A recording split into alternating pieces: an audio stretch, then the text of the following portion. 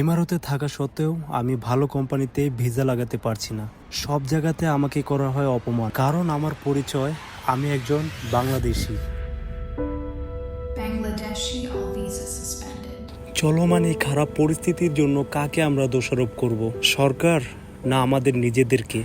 3 মাস হয়েছে আইসি ভিজিট বিষয় কোনো ভিসা লাগাইতাম চাইলাম, আমি কাজ করতাম চাইলাম দুবাই থাকতাম চাই আমি যেমন হোক আমার খাদর বিষয় একটা লাগাই দুপুর ওয়া দেওয়া নাই তে তুমি চিন্তা করিস না তুই বুঝতি ইনো টেকার লাগে টেকার খেলাই কেন টেকা হয়ে গেলে বিচার লাগে বুঝতি তুই চিন্তা করিস না আমি কেন আছি আমি তাতে তো কোনো চিন্তা নাই চিন্তা করি না তুই কেন বৈধ হইবে দূর আমার কাগজপত্র আমার সব এক্সপায়ার হয়ে গেছে কেমনে লাগাইবাই তুমি বিষয় আমার তোর বেটা দিয়ে লইয়া তুই চিন্তা করিস না বেটা কাগজপত্র সব আমি বানাই তুই আমার বেসারি স্থানে তুই খালি শুধু টাকা ডাল দেবে সপ্তাহ ঠিক হয়ে যাবে অন্যের দেশে থেকেও আমরা জালিয়াতির মাধ্যমে হাজারো অবৈধকে বৈধ করতেছি।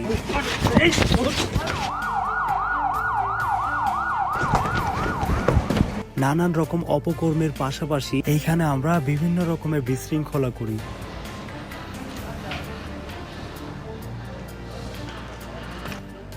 নাম সবুজ উদ্দিন, মানে আমাদের বাংলাদেশে একজন লোক। এখানে তো আশেপাশে কাউরে দেখতেছি না। পেশাতে ও লোকের তিনি একজন এইচআর, কোম্পানি এইচআর, ভালো একটা কোম্পানি এইচআর। লোকটা না জানি অনেক পেরেশানিতে আছে, ওনার মানি ব্যাগ হারায়া। ভাই এটা তো আমার মানি ব্যাগ। আপনার নাম কি সবুজ উদ্দিন? কোম্পানি এইচআর, ভালো একটা কোম্পানি এইচআর তো আপনি এটা হারালেন কিভাবে? ভাই মানি ব্যাগটা তো আমার, আমি বিল্ডিং এর কাজ করি, যাওয়ার পথে মানি ব্যাগটা পড়ে গেছে। আপনি বিল্ডিং এর কাজ করেন? সাইডে। আপনি না কোম্পানি এইচআর, তাহলে আপনি কনস্ট্রাকশন সাইডে থেকে আসছেন মানে? ওই ভাই আপনি বুঝবেন না, দেন ধন্যবাদ।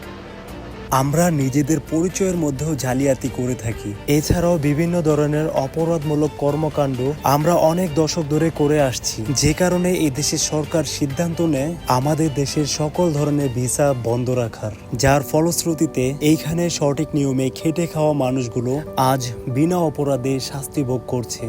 আজকের এই খারাপ পরিস্থিতির জন্য সম্পূর্ণ দায়ী আমরা নিজেরাই। কে বা কারা এই অপরাধমূলক কর্মকাণ্ড করছে আমরা সবই জানি, সবই আমরা দেখি, কিন্তু আমরা কেউই এই অপরাধগুলোকে থামানোর চেষ্টা করি না। তাই আসুন সবাই নিজেদেরকে নিজেরাই শুধরাই, অন্যের দেশে সঠিক নিয়মে বৈধভাবে কাজ করি, আর দেশে থাকা নিজেদের পরিবারকে সুখে শান্তিতে রাখার চেষ্টা করি। অবৈধকে না বলুন, নিজের দেশের ভাবমূর্তিকে রক্ষা করুন।